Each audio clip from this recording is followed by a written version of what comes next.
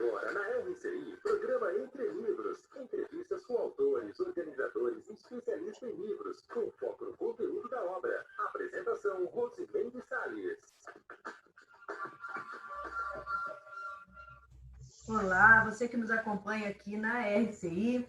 Mais uma autora convidada, mais um livro a ser debatido. Hoje nós estamos com Marlene Koller, ela que é bacharel, né, tem bacharelado e licenciatura em Ciências Sociais, é especialista em qualidade de serviços, planejamento e gestão e técnicas em enfermagem, né? Ela também é pesquisadora da Conscienciologia desde 1991 e o livro dela tem a abordagem conscienciológica, né? Ele foi escrito a partir do paradigma consciencial e o título é Da Consciência Rebelde à Holoconvivialidade Pacífica, excertos autobiográficos por verbetes. Você que está nos acompanhando pelo Facebook, também vai acompanhar pelo YouTube, tem oportunidade de ver aí a capa da obra, a gente vai estar colocando depois um link para vocês. Se vocês quiserem interagir conosco, vocês podem enviar mensagens através do Facebook, que a gente vai estar encaminhando, então, para a autora, porque esse programa está sendo gravado em função da fase atual, né, que a gente está passando aí na humanidade da pandemia. Então, a gente vai ter essa oportunidade aí para quem quiser, né, tirar dúvidas, né, enviar aí algum comentário, vocês fiquem à vontade, que a partir do Facebook a gente consegue responder e interagir com vocês, ok? Então, Marlene, receba aí as nossas boas-vindas ao programa Entre Livros. Muito grata. A gente quer primeiro saber de você, da consciência rebelde à holoconvivialidade. Então, você fez uma trajetória, né? E você conta essa trajetória a partir de publicações. Então, quando você coloca aqui excertos autobiográficos por verbetes, você quer dizer que você publicou em algum lugar isso. Explica um pouquinho para a gente. Então, esses excertos são trechos de verbetes já publicados na Enciclopédia da Conscienciologia. Vocês sabem que a enciclopédia ela é toda feita em verbetes. Então, mais de 500 pessoas estão escrevendo verbetes e publicando. Então, eu selecionei aí os verbetes mais intensos, né, da minha reciclagem. Então, vai da rebeldia até a holoconvivialidade pacífica. Então, foi um bom trabalho aí executado, porque ele é todo baseado nas reciclagens intraconscienciais. A minha mudança para melhor dentro desse contexto aí da Enciclopédia da Conscienciologia. E aí, então, você, na medida que você foi publicando seus verbetes, a gente pode, assim, explicar, né, que é a sua autopesquisa, né, a sua pesquisa e a sua autopesquisa, né, no âmbito aí da Conscienciologia, dentro da enciclopédia. E a publicação, ela foi feita na medida em que houve um crescimento pessoal também, isso foi planejado. Como é que foi essa trajetória aí dentro da enciclopédia? Tudo isso foi planejado. À medida que as ideias apareciam sobre o verbete, as ocorrências de reciclagem já estavam em alta. Então, foi só digamos assim, um chancelamento dessa reciclagem, a apresentação do verbete para atendimento do público-alvo, né, das consciências, e depois a publicação na enciclopédia, porque o verbete ele passa primeiro pelo tertuliário, né, onde é apresentada a ideia. Então tá, então vamos conhecer um pouquinho da Marlene, não é isso? E você, então, se você começa o seu livro falando da consciência rebelde, eu queria que você contasse um pouquinho, porque você escreveu sobre você, né? Mas, no fundo, você está falando de um monte de gente, inclusive eu, né? Eu era chamada de rebelde, então eu me identifiquei assim, falei, gente, ela está escrevendo de mim, né? Você está escrevendo em nome de muita gente, né, Marlene? Mas conta Isso um pouquinho mesmo. Aí dessa experiência de rebeldia, como que é, que definição que você deu para isso, como se manifesta essa consciência rebelde? Então, essa rebeldia, lógico, ela é mais de 51% positiva, né? Senão não estaria aí na Conscienciologia. mas sempre aparece aquela pontinha de rebeldia e, às vezes, no momento que não é adequado. Então, no trânsito, a pessoa que dá seta para um lado e vai para o outro, a pessoa que está na pista da esquerda e que está indo muito devagar, então devia passar para a direita, né, onde é a pista de rolamento leve, né, devagar. Então, aparecia sempre esse contexto aí de rebeldia. Então, eu comecei a trabalhar. Eu tenho meu CPC, meu código de Cosmoética, pessoal? Código pessoal de cosmoética, que todo ano eu reviso, né, em constante revisão. Quando aparece alguma situação assim, eu aponto, dizendo, não, no próximo essa questão aí vai entrar. Então, esse ano é o trânsito. Então, quando eu melhoro, daí eu já passo para outra questão para ser melhorada. Então, o que me pegou mesmo foi o trânsito. Então, querer energeticamente empurrar o carro, né? Vai mais depressa que eu estou com pressa. Então, isso aí está sendo trabalhado. Então, todas as questões aí dos verbetes são questões minhas que eu estou trabalhando, aprofundando, sempre melhorando. Quando você fala em reciclagem, né, acho que é importante a gente falar que no âmbito da Conscienciologia a gente está em constante reciclagem intraconsciencial, né, que é aquela mudança íntima, né, são as renovações pessoais, que a partir desse autoenfrentamento, de você se enxergar, de você, né, ver o que você precisa melhorar, você fazer um planejamento e um esforço para poder mudar, né. Agora, essa consciência rebelde, você definiu, assim, você se identificou como rebelde, agora você está vendo isso no âmbito do trânsito, mas ao longo da sua vida você vem se manifestando. E como que isso ocorre? Como que você chegou à conclusão assim, olha, sou uma consciência rebelde? Quando criança, né, houve aquele levante no Rio Grande do Sul, da legalidade, né, a Brizola, e eu morava num local onde o trem fazia uma curva bem em frente de casa. Então, quase rodeava a casa toda. E passavam os milicos no trem, que eram tropas, né, que estavam disponíveis ali para a guerra. E eu ouvia aquelas músicas, né, as marchas militares, eu ficava empolgadíssima. Então, quando eu lembrei disso, eu pensei, eu sou rebelde, porque se eu fosse homem, eu teria me engajado nessa revolta. Então, o que me segurou foi ter nascido mulher. E no decorrer da vida toda, eu sempre quis ser militar. Mas aí eu não tinha altura, tinha passado da idade. Todas as vezes que eu fui tentar entrar, tinha que ter 1,65 m, eu tinha 1,63 m. E por aí ia. Sempre fui salva assim por centímetros, qualquer coisinha. Então, ao pensar nisso, eu lembrei, poxa, eu sempre fui rebelde. Essa latência assim da rebeldia sempre estava presente. Agora, depois a gente cria filhos, tudo, isso vai amainando, né? Porque a gente vê que os objetivos são outros, né? Não era estar em outro país, sei lá, fazendo guerra.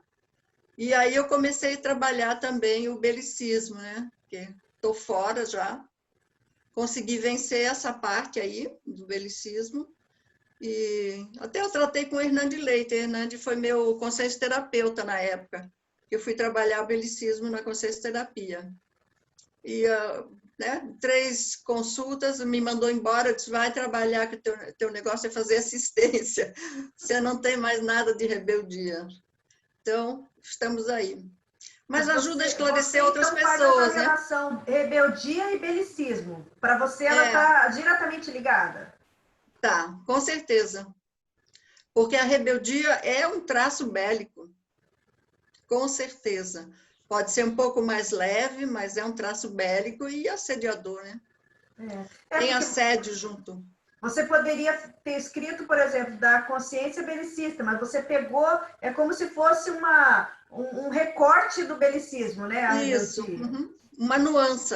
Uma nuance Isso, porque o belicista, ele vai diminuindo, ele se torna um rebelde. Aquela pessoa que só se queixa do governo, sempre está tudo errado e nunca está nada certo. Então, esse rebelde aí, ele era um belicista, né? Ah, é como se fosse uma suavização do traço do belicismo. Isso, ele já está trabalhando, minimizando esse traço. Você fala aqui do binômio superação e recomposição. E são as fases que você foi passando, né? Foi passando, porque é necessário recompor, né?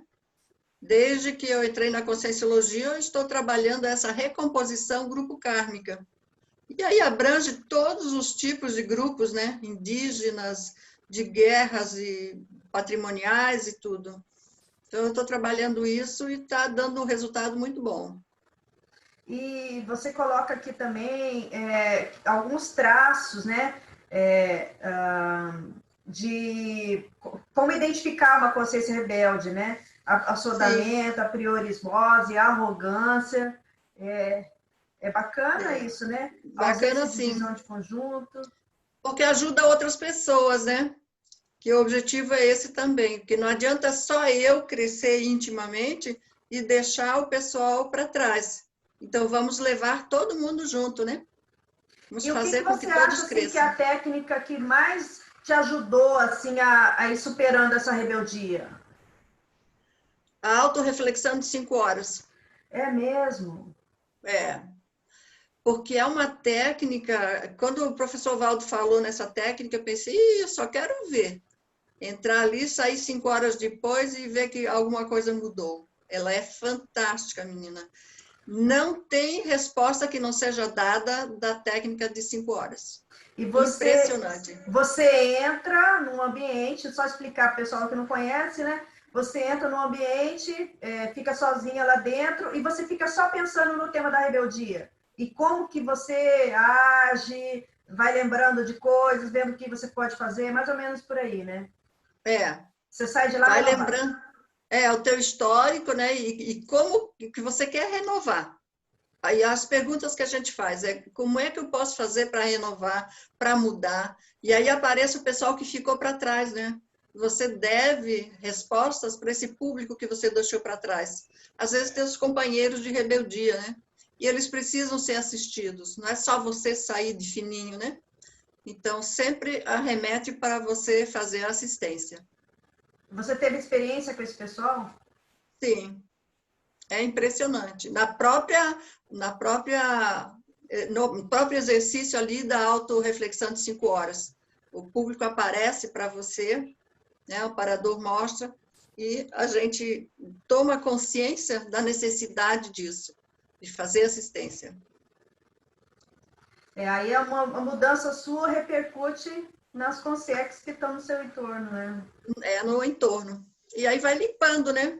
Vai liberando consciência. Quem quiser mudar, muda. Quem não quiser mudar, vai procurar outro caminho, né? É isso mesmo. Você hoje já considera uma pessoa resolvida nesse assunto? Com certeza. Completamente resolvida. Então, tá bom. E aí, depois você fala sobre... Que assim, vamos só contextualizar, né? São vários os verbetes que você apresentou para a Enciclopédia da Conscienciologia, e aqui você fez um agrupamento deles, não é isso? Então, o segundo verbete que a gente tem aqui é o que você chamou de travão familiar. A gente não vai conseguir falar todo ele agora nesse bloco, que daqui a pouco eu vou chamar um intervalo, mas você pode assim, começar uma abordagem assim, o que é esse travão familiar? Por que você trouxe esse assunto? Assim? Esse travão familiar foi o meu primeiro verbete, onde havia necessidade de ajudar a minha família, meu grupo familiar, que ele é envolvido em cachaça, né? Produção e venda de cachaça. Então, várias famílias do meu grupo familiar trabalhando nisso. Então, a abordagem que eu dei é de assistência para que eles sejam liberados e passar para uma outra atividade. Hoje eles já largaram, né, essa produção, a produção agora é só de vinagre e cerveja, então não sei se é pelo meu trabalho, mas deu resultado. Nossa, que bacana. Mas o travão seria exatamente o quê? O que a gente chamaria de travão? Travão é algo que entrava a família, né, que bloqueia, por exemplo, os filhos desses produtores tinham vergonha, né, dos pais, porque todos eles bebiam, todos eles eram bêbados. Então, meu pai caía na valeta, né, ficava lá, às vezes o caminhão ficava no barranco ali, e ele bêbado, dormindo, porque não conseguia ir para casa. Então, essas condições aí fazia com que os filhos ficassem bloqueados, né, com vergonha da interação com o público em geral, e eu considero como um travão. E também, é filha daquele cachaceiro. A questão dos afetos, né, ter um namorado, né, poucos iriam querer casar com a filha do cachaceiro, né? Então, isso aí bloqueava também, né? E os filhos seguiram o mesmo caminho ou não? Não, nenhum deles. Nenhum? Não, só os pais e tios, né? Meus pais, meus tios, todos eles, até hoje ainda bebem, né? Um morreu de cirrose, né, por causa da bebida mesmo, porque ele era inveterado, né? E o medo era que os filhos também se tornassem bêbados, né? E da cachaça, a derivação para hoje, a droga, é a maconha, a cocaína, né? Porque também é droga. Então, muitos dos parentes meus, do meu grupo, eles têm filhos que são dependente químico. Poxa. Então, porque o gene, né, já está no gene, né, da pessoa, no DNA, no para-DNA, e é difícil de cair fora do ninho, né? Vai seguindo essa fileira, essa corrente. Mas olha, Marlene, a gente quer saber mais dessa história, tá? A gente vai chamar aí os nossos amigos patrocinadores, né? Pessoal, um pequeno intervalo e nós retornaremos falando da consciência rebelde, a holoconvivialidade pacífica com a Marlene Coller. Programa Entre Livros. Apresentação, Rosimeire Salles.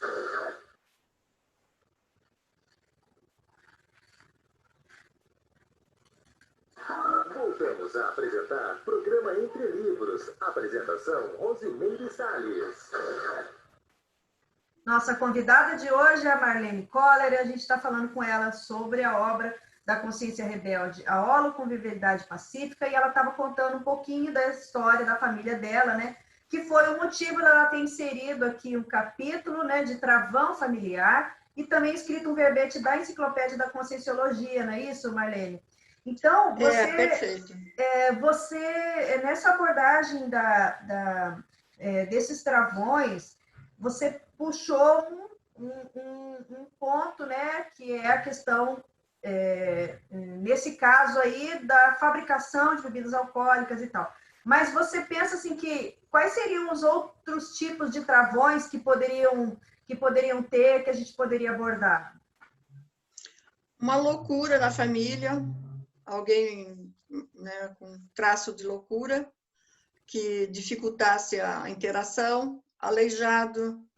São vários tipos de traços, né? Síndrome de Down, que na minha época isso tudo era muito complicado de lidar socialmente.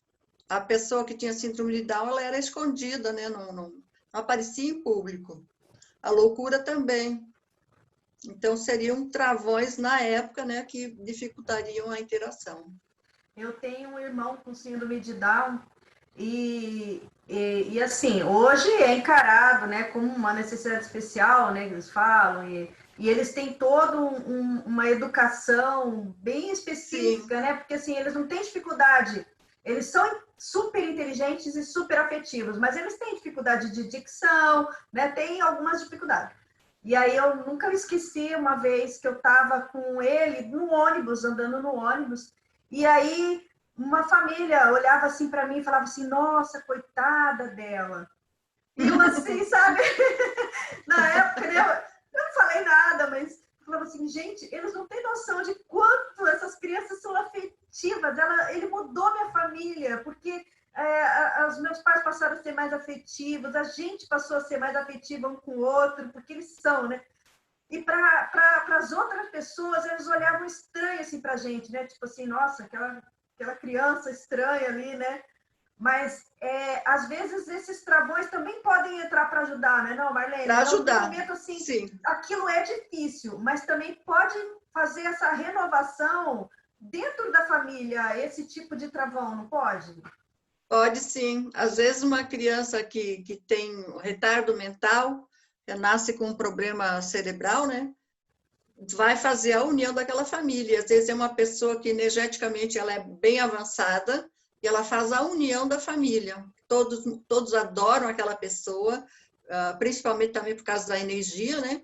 Então, é um aglutinador do círculo da família, ali, familiar. E o que você daria assim como sugestão ou o que seria assim o mais indicado para uma família que tem um determinado travão? Como é que faz para superar isso? Primeiramente, encarar o problema, buscar informação e a partir daí resolver. Então vai resolver, vocês vão aceitar, toda a família vai aceitar numa boa, trabalhar para que todos sejam beneficiados, já que ele ganha-ganha, e não jogar a pessoa na rua, por exemplo, o bêbado. Manda ele embora, deixa ele cair nas valetas aí sozinho. Então, não é a solução adequada, né? Se tiver médico, né, internação, isso tudo é favorável. Assim, mudou, ainda bem que a humanidade está mudando, né? Porque antigamente esses dependentes químicos, né, eles eram muito marginalizados. E Muito. realmente a família assim mandava para a rua mesmo, né? Eu tenho amigos assim, parentes de amigos meus, Conhecido, né? conhecidos assim que a família simplesmente deixou a pessoa viver na rua, né? Então vai em casa comer de vez em quando, mas assim hoje está sendo abordado muito como um problema de saúde mesmo, né? Um problema É uma doença, uma né? doença e não necessariamente uma, sei lá, uma displicência da pessoa, né? Não é isso. Então, acho que a hora que a família entender que isso é uma doença e tentar ver um jeito de tratar, muitas coisas vão mudar. Vai mudando essa realidade. Porque na realidade ele tem uma falha sináptica, né? Essa pessoa. Ela não tem sinapses adequadas para lidar com a situação. Primeiro que não conhece, não consegue reconhecer. Então, ele tem uma falha aí na sua cognição e também no seu DNA ali, né? E às vezes pode ter assédio também, né? Envolvido. Depois que se instala, aí é só assédio. 24 horas por dia. Deve ser uma realidade bem difícil. Porque ele não tem defesas energéticas, né? Nem pensênica. Então, ele fica à mercê desse assédio. Entendi. Bom, seguindo aqui, então, a sua trajetória de verbetes, você fala da técnica do levantamento dos aportes. Muito bem, você teve aí uma família que tinha travões, não é isso? Mas, ao mesmo tempo, você recebeu uma série de coisas da vida, não são? Os aportes, não é isso? É tudo que você recebeu. Recebi muita coisa boa. Só ganhei coisa boa. Tudo que eu ganhei foi muito bom, porque me tornou a pessoa que eu sou hoje. Tive muita dificuldade por não entender certas situações, mas consegui superar, vencer e, digamos assim, reconstituir a minha personalidade. Porque eu sou intermissivista, né? O intermissivista tem as ferramentas adequadas para superar isso tudo, né? E o que seria, assim, explicando para o pessoal que nunca ouviu falar, o que é a técnica de levantamento dos aportes? Então, nós utilizamos essa técnica na técnica de mais um ano de vida, para que a pessoa se situe dentro da sua programação existencial. Porque muita gente quer dessomar logo, quer não sei o quê, entra em melancolia extrafísica, entra em depressão. E essa técnica, ela faz com que a pessoa acorde para a sua programação existencial e vê que ela tem muita coisa, tem muito benefício. Primeiramente, ela tem os pais. Eu fui muito feliz porque eu convivi com meus bisavós, avós, primos. Eu tenho 12 tios de um lado e 8 do outro. Uau! Uma família extensa. E olha só quantas personalidades diversificadas que a gente chega a conhecer, principalmente quem é da Conscienciologia. Você tem do louco ao bêbado, você tem tudo ali.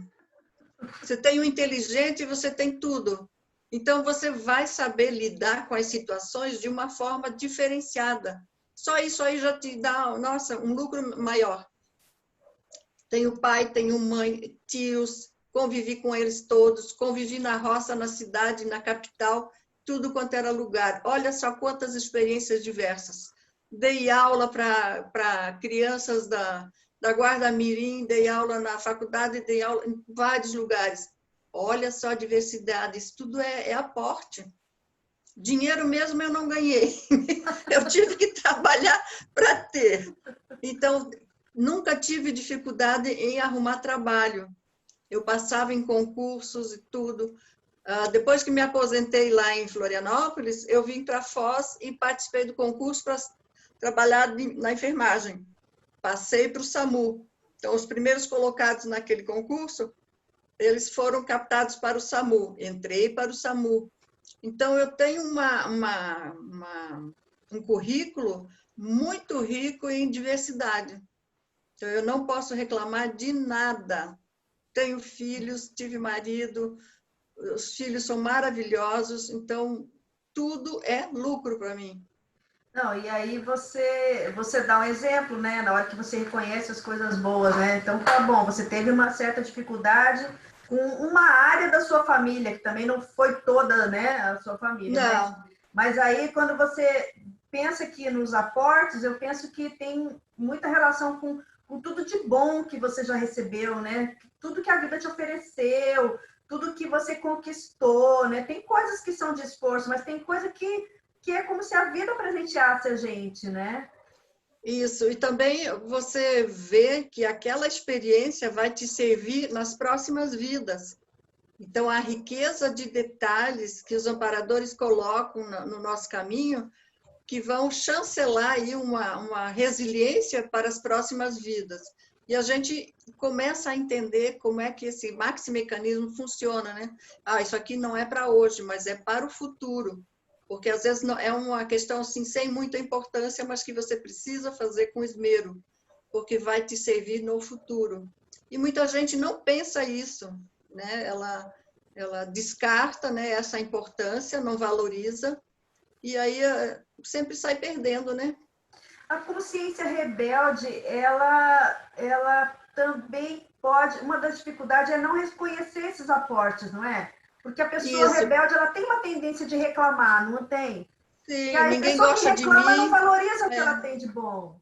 ninguém gosta de mim, ninguém me deu nada, sou pobre. Eu não, eu sempre tive tudo.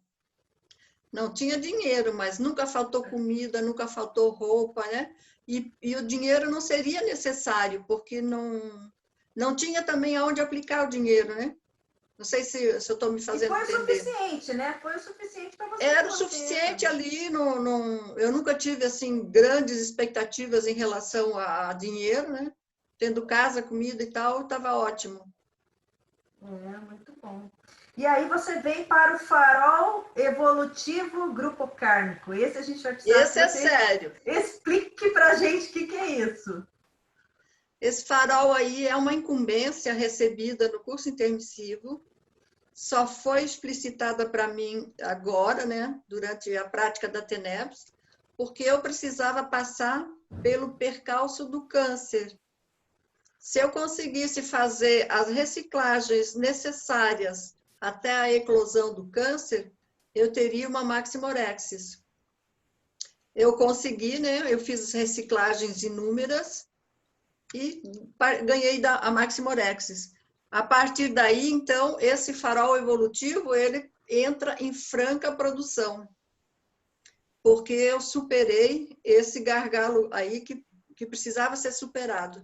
Que senão todo aquele trabalho da Equipex ia por terra, ia por água abaixo. Porque o meu trabalho é acompanhar esse grupo evolutivo até depois da dessoma, quando nós vamos trabalhar a intermissiologia. Então, agora é a pré-intermissão e depois eu continuo na intermissiologia. E qual grupo seria esse? O grupo da família Coller. Ah. Que é um grupo enorme, né? Produtores de cachaça e tudo. Eles já estão muito tempo assim parados, né? E é hora de dar uma sacudida nesse povo. Poxa. Mas então E o farol seria exatamente o quê? Assim, você teve uma experiência, né? É como se aquilo constatou para você, olha, você tem coisas ainda para fazer e te apontou determinadas direções, é isso? Sim, e que eu trabalhava já com esse grupo extrafisicamente desde criança. Pode eu não ter lembrança, mas todo esse trabalho com a Equipex ia sendo desenvolvido. Se eu dessomasse, parava ali, né? Porque outra pessoa não ia acompanhar, porque tem que ter rapport com o grupo familiar, tem que ter conhecimento, né, das pessoas energeticamente, que nem o Valdo, né? O Valdo nos assumiu que a pessoa, de primeiro lugar, não podia vir, né? O Valdo tinha mais rapport com a gente do que o primeiro. Lembra? Você fala aqui de infiltração. Você se sente infiltrada dentro da família? Sim, totalmente. Eu sou uma infiltrada cosmoética. Totalmente. Talvez por isso você identificou a rebeldia, né? Você era diferente, né? Sim. E outra coisa, alguns traços meus, a rebeldia foi que ele foi exacerbado para poder ser o infiltrado bom, né? Cosmoética. Dentro do contexto ali, porque a maioria da família é rebelde, né? Porque bebe, porque bate, porque briga e tal. Então, eu teria que ser uma figura também rebelde para fazer rapport com esse povo todo, porque o meu nível de cosmética já é maior. Então, ia destoar muito do grupo. E o trabalho é fantástico, né? Maravilhoso. Porque você vai vendo os resultados, né? E também quando começou esse trabalho, né? Esse trabalho começou já juntando meus bisavós para casarem e virem para o Brasil, porque senão não ia dar certo recuperar esse grupo. Olha Meus que bisavós. interessante.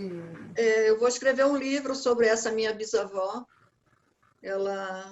Eles se juntaram e vieram para cá, ganharam as terras, né? O governo estava oferecendo terras no Brasil e eles aceitaram e vieram. Imagina, uma moça da alta sociedade lá de Berlim vir para o mato aqui onde não tinha nem estrada, era mato puro.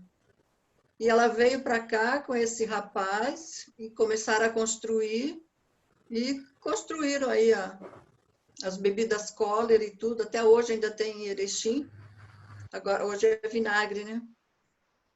Teve seus filhos todos. E todos seguiram o mesmo caminho, né? Mesmo todos trabalhando na terra, fazendo cachaça, plantando cana. Alguns depois mudaram para a criação de porcos, né? Porque é o que rendia, dava dinheiro, né? Sim. Nossa, que interessante. E aí você vem para um assunto totalmente diferente, que é a década ambiental. Que é isso? Você vem de uma família que é especialista em produção de bebida alcoólica, né? Aí você faz uma formação em enfermagem, ciências sociais, e vem desenvolver um trabalho na área ambiental. Como que é isso? Conta pra gente. Eu tenho o dedo verde, né? E o Valdo sempre dizia assim, se você tem um trafor, você precisa exercitar, né? Eu disse, tá bom, eu vou exercitar esse dedo verde. E aí eu me engajei ali no CAEC, você lembra, né, que eu estava ali todos os dias, trabalhando e plantando flores e frutas. Então, isso tem relação com o seu voluntariado, não é isso? Sim, E da onde... voluntariado. Tá, isso é uma coisa assim, essa facilidade, porque não é todo mundo, eu vou ser bem sincera, eu não sou daquela seca pimenteira, né, que eu ponho a mão, não. Mas, ao mesmo tempo, também, eu não sou dedo verde. Eu tenho dificuldade, eu planto, mas, assim, tem que cuidar muito, sabe? Eu não tenho muita paciência, quer dizer, exige uma série de habilidades para você mexer com planta, que também não é só gostar de planta, não é só ter energia boa para planta, tem aí vamos Tem dizer uns assim, detalhes, né? não é? Eu, por exemplo, desenvolvi mais a paciência lidando com as plantas, porque você não pode dizer para a planta, ó, brota aí logo que eu tenho pressa. Você semeia, você tem que esperar ela dar o resultado, né? Às vezes chove, você perde tudo, porque lavou, a terra carregou tudo embora. Então, tem vários detalhes assim que vão moldando a gente, né? Que é aquela domesticação mútua, né? Você e a planta, você e a árvore, eu e as orquídeas, e assim vai. Então, eu sempre tive facilidade em plantar, e brota, e pega, até jogando fora as coisas brotam. Eu jogo, não, esse aqui eu não quero, joguei fora. Quando eu vou ver, brotou tudo lá, está brotando no lixo. Então, essa característica aí já é muito antiga, né, que é a dos devas, os amparadores extrafísicos que cuidam de animais e plantas. Eu tenho muita afinidade com esse pessoal e também chamo eles quando eu preciso, né, quando tem algum animal meu que está necessitado, eu chamo, né, eles atendem e fica tudo bem. Então, deixa eu só entender. Na verdade, você não precisa ter paciência para mexer com planta. Você, mexendo com planta, você vai adquirindo a capacidade de ter paciência. É isso, você vai desenvolvendo uma acalmia interna, sabe? Uma serenidade, porque você vê a maravilha que é a planta, assim, a coisa mais linda é ver brotar. Você semeou, ele está brotando, uma coisa que você jogou no solo, é igual ver o bebezinho pequenininho, o gatinho, o cachorro, assim, aquele carinho, é como se fosse uma pessoa, né? Eu amo plantas, animais, crianças, tudo. Nossa, que bacana. É isso aí. Então, você continua atuando nessa área? Sim, No continuo, ambiental? só agora menos por causa da pandemia, né? Não Agora posso todo mundo está interagir muito. menos, né? Tá parado, né? Todo mundo está menos. Infelizmente, a gente está numa fase muito difícil, né? Muito difícil mesmo. E as plantinhas devem estar sentindo muito também, né? Porque Muito, né? Cheio de mato, tudo. Mas por... a gente recupera depois. Mas tá bom. Olha, Marlene, a gente vai então chamar aqui os nossos comerciais mais uma vez, né? A gente vai então, daqui a pouquinho, continuar falando aí com a Marlene Koller e a gente volta em um minutinho, pessoal. Programa Entre Livros. Apresentação, Rosimeire Salles.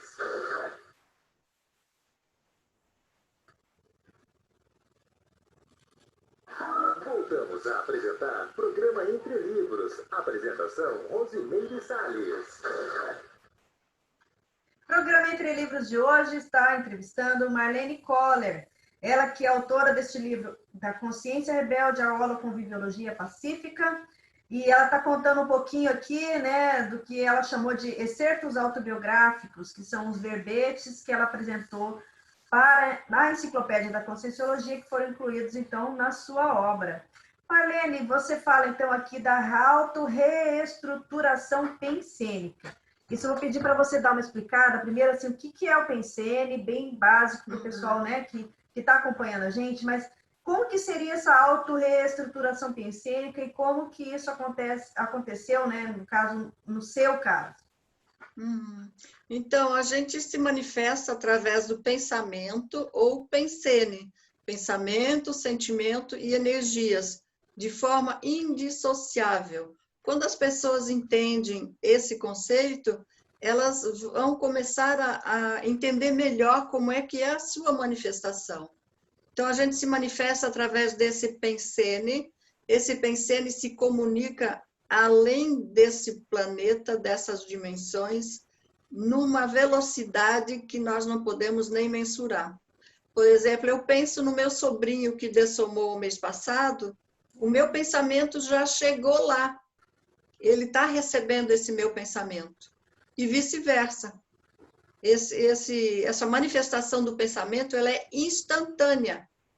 Então, eu procuro pensar sempre o melhor, porque tem a lei de causa e efeito, a lei do retorno, que faz com que tudo que eu emita volte para mim. Então, se eu emito pensamentos sadios, positivos, eu só vou receber pensamentos positivos. E tem muita gente que só pensa maldade, né? Pensa em matar, em prejudicar, em roubar. Então, isso vai demorar muito ainda para melhorar. Mas se cada um procurar melhorar o seu pensamento, então o planeta já vai ter tido um lucro hoje.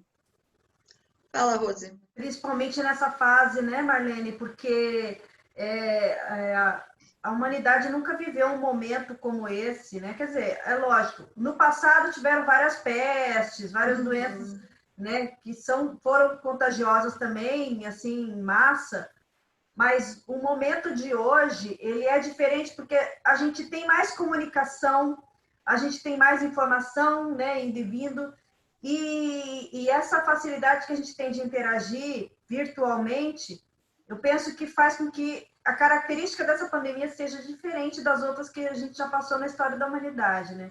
Mas o que a gente vê, assim, de realidade é um número muito grande de pessoas que entram em depressão, que sofrem de ansiedade, de pânico, de ficar sozinhas, de solidão, né? Porque realmente o momento exige uma autorreclusão. Aliás, é um momento ideal para a gente fazer a técnica de reflexão de 5 horas, né? Isso, autorreflexão. Muito bom. Está num momento de pensene difícil na humanidade, né? O que você diria, assim, que a gente poderia, assim, indicar de autorreestruturação para essas pessoas que não conseguem ainda lidar com esse momento, né, direito, que ainda sofrem muito, que ainda se afetam com as notícias, né? Isso é uma questão de autorreestruturação pensênica, não é? Eu parei de assistir determinados canais que só falam em desgraça, porque não traz novidade nenhuma. Meu filho chega em casa e diz, jornal, para mudar o canal para o jornal. Eu disse, não vem coisa nova, só tem as notícias antigas e coisa ruim. Então, a gente vê outra coisa, vê um filme, alguma coisa que diga mais, né? Ou como é que é aqueles programas de pesquisa, né? E não traz nada de novidade. Então, é o momento da pessoa pensar diferente. O que ela pode pensar diferente? Como eu estou pensando hoje? É adequado? Porque entrar em depressão não tem justificativa, porque você tem tudo, né? Às vezes não tem muito o que comer, mas aproveita, faz uma dieta, espera com calma. Nem sempre a gente precisa estar comendo, né? Às vezes você pode plantar no seu quintal algo para colher rapidamente, né? A couve, por exemplo, é uma planta que responde rapidamente. Compra menos, né? Compra um pouquinho. E outra coisa, não tenha vergonha de pedir. Me perguntaram o que tu ia fazer se você não tivesse nada para comer. Eu ia na casa de quem tivesse. Chegava lá e ia pedir. Vou pedir para quem tem. Alguém vai me suprir a minha necessidade de comer. Eu não nego comida para ninguém. Não nego esmola também, porque eu sei que é uma fase difícil. Mas é um bom momento para você refletir nisso. Eu tenho muito orgulho e não quero pedir nada para ninguém saber que eu estou passando mal. Não, não tem que ter vergonha. Vá em frente, encare tudo. Na psicologia, eles têm uma... Não sei como é que eu chamo isso, mas assim, eles falam do meio copo, né? Tem meio copo com água. A pessoa ela pode ver o meio copo. Olha, eu tenho meio copo de água. Ou a pessoa pode falar assim, nossa, eu não tenho meio copo de água, porque está faltando. Está quase você cheio. Tem o meio cheio. Você pode ver o copo cheio ou você pode ver o copo meio vazio, né? Então, eu acho que isso também tem a ver com reestruturação, né? Tem a ver com a reestruturação. Porque assim, você pode ver a dificuldade, você está passando por uma dificuldade, independente de qual seja ela, mas aquilo gerar alguma coisa assim, qual aprendizado que eu estou tendo com isso, né? Por exemplo, hoje é um momento onde as pessoas podem interagir mais com a família, elas têm mais tempo para isso, né? É um momento que elas têm mais tempo para fazer autorreflexão, pensar na sua vida, pensar no que gostaria, pensar... Deixar o celular, né? Rever os seus valores, né? Poxa, tem coisas que a gente valorizava tanto e hoje a gente não pode fazer. Tá, mas o que a gente pode fazer hoje? Né? É uma mudança de hábito, uma mudança de valores.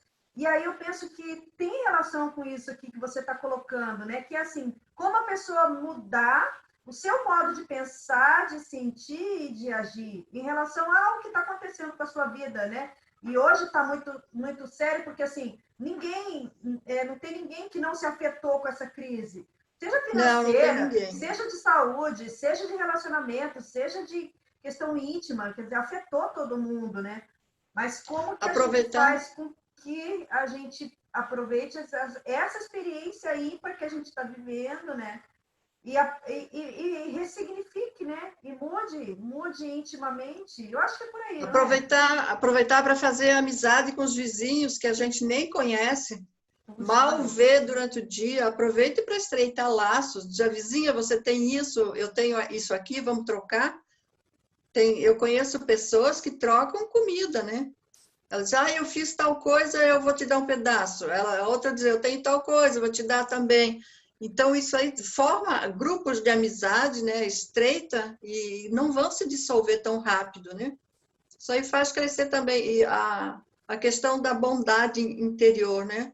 Você é uma pessoa boa, caridosa, então esse é o momento de você exercitar. Com sinceridade, né? Porque se não é sincero, não adianta. Você tem que ser sincera com você mesmo e com o seu amparador. Porque quando você fala em pensenidade, e aqui autopensenidade, é você com a sua manifestação, né? É o seu pensene. E aí tudo que você faz afeta o outro, né?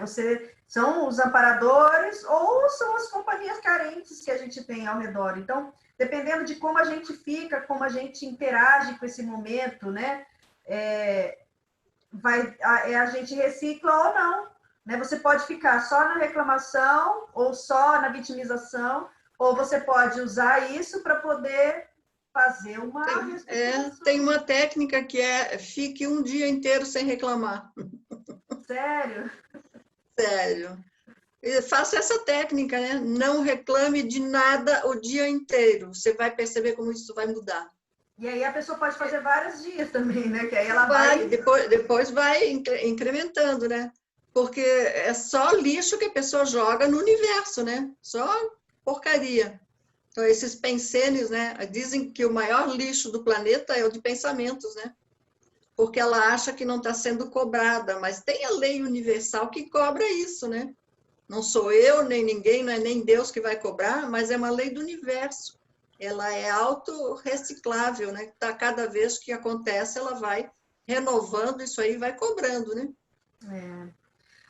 E você fala, então, finalmente, na holoconvivialidade pacífica. Holoconvivialidade, ou seja, a gente está aqui falando de convívio nessa fase de pandemia, né? Mas quando você fala em holo, como que seria essa convivialidade holo, né? Holo? Com tudo, com todos, todo o universo, não é o planeta, é o universo. Porque existem outros universos, né? Eu parto desse princípio aí. Existem vários universos. Nós estamos inseridos nesse aqui. Então, é onde nós temos a dominação e somos dominados. Então, tudo que nós pensamos repercute nesse universo todo. Não repercute só no planeta. Não é só aqui no meu bairro. Então, é uma responsabilidade muito grande. E essa convivialidade pacífica é aquela serenidade de você conviver com a barata, com aquela ruga peluda lá que você tem medo, a aranha. Então a gente a gente vai conviver com todos esses animais, com as pessoas, tudo, com as plantas. Então, é uma readaptação e uma readequação da consciência nesse meio. Então, ela vai poder lidar com tudo que aparecer na frente, ela vai se sair muito bem, porque ela já está preparada para isso, né? A pacificidade interna para lidar com isso.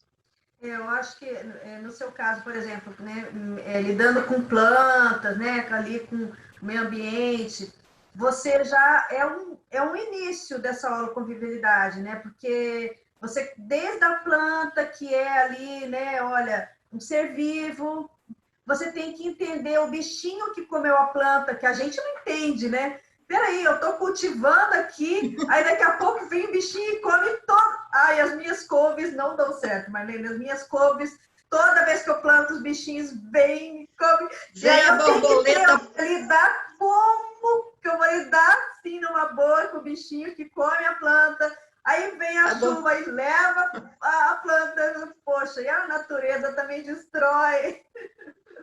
A borboleta põe o ovo na folha da couve, aí vira uma lagarta que devora tudo num dia só. Então, não é fácil. Tem que entender que ela também tem fome, né? Aí você reserva um pezinho de couve para ela e o resto da couve é minha. Vamos combinar assim. É uma boa técnica. Mas quando você... eu penso assim, que uma forma de você ter uma boa convivência com as pessoas é você pensar também nesses seres humanos, né? Seres humanos não, nesses seres vivos, nos animais, nos vegetais. Porque se você consegue entender uma pré-consciência ou um princípio consciencial que não tem inteligência ainda, né? Só tem instinto. Se você tem a paciência de lidar com esses, né, com esses seres, como então você não vai conseguir lidar com pessoas que têm o mesmo nível de inteligência que você? Isso. Fica incoerente isso, né? Então, essa compreensão ao lidar com seres vivos é mais ou menos por aí, não é, Marlene? Você lembra do Valdo dizendo quem pode o mais, pode o menos? Então, você vai lidar com o serenão e você vai lidar com os réus. Então, tem que, no intermediário ali também, você vai ter que ir gradando ali a convivência para mudar vocabulário, mudar o trejeito, tudo para lidar melhor com a consciência, né? Fazer um rapport efetivo. Isso não é fácil, né? No começo, a gente dá umas quebradas boas, né? Uns tropeços.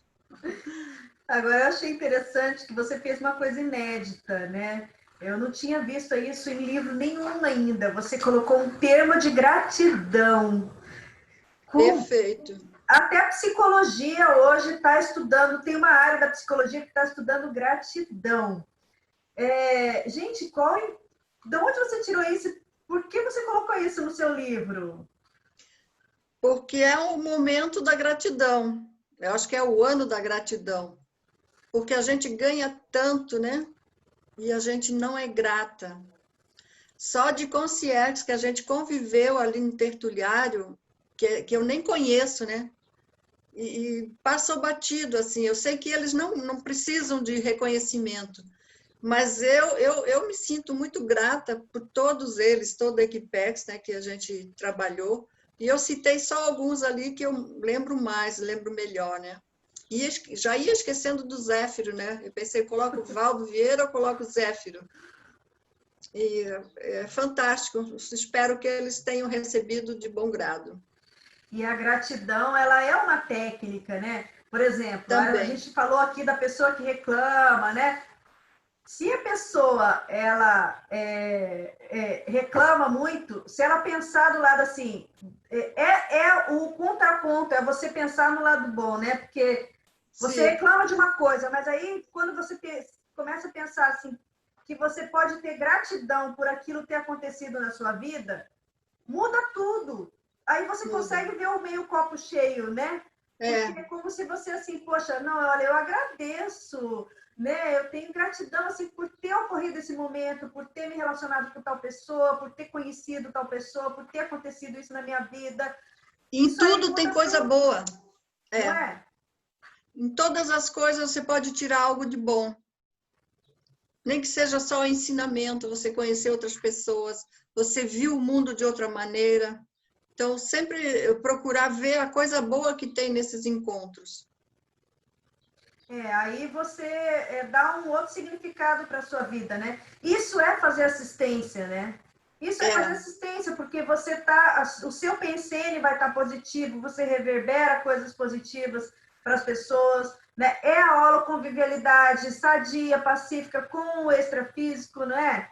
Com as consciências. Na hora que você está bem, que você está grata, Quando você está grata, você está bem, né? É. Se você está bem, e seu pensamento está positivo, você está ajudando as concierges.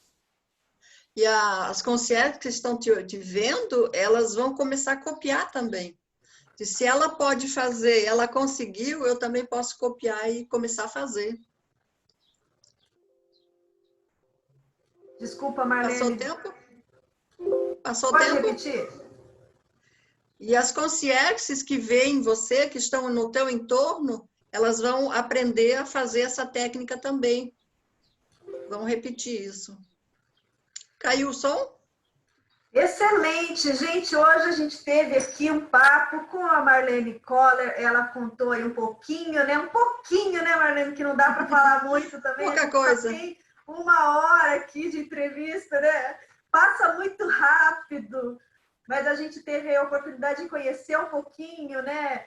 Da história, do que pensa, né? A Marlene e das contribuições que ela trouxe para a Enciclopédia da Conscienciologia, porque ela fez aqui uma obra inédita, né? A hora que ela fez um recorte de tudo que ela produziu na enciclopédia e fez uma publicação, uma GESCOM, né? E isso é a vida, né, Marlene? É a sua vida, é a sua obra, não é isso? Então, a gente quer agradecer você imensamente, né? Por ter participado aqui com a gente, um exemplo para a gente, né, de convivialidade, de conquista, né, de sair da condição aí da rebeldia, né, para o pacifismo, para você se relacionar bem com as pessoas. Então, isso, assim, é um aprendizado que você está levando para as outras pessoas e é um exemplo, né? Então, Marlene, fica aí a nossa gratidão a você por ter estado aqui conosco hoje, tá bom? Pessoal, pode falar. Eu agradeço o convite, né? A minha gratidão a vocês e também aos ouvintes. Então, pessoal de casa, olha, a gente vai então se despedir de vocês, mas sexta-feira que vem nós estaremos novamente aqui, 1 hora da tarde, sempre trazendo uma novidade. Só lembrando que esse foi o lançamento, gente, eu acabei não falando. Esse foi o lançamento, foi lançado agora, é uma obra, né, de 2020, foi lançado agora em julho, não foi? Não, agosto. Foi.